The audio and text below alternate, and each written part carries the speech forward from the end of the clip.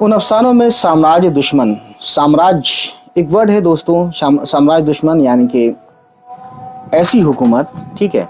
साम्राज्य को इंपीरियलिज्म बोलते हैं, यानी कि इंग्लिश में इसका मैं बताऊं तो देख सकते हैं आप, the policy extending a nation's authority by territorial gain और by the establishment of economics and political dominance over the Nations.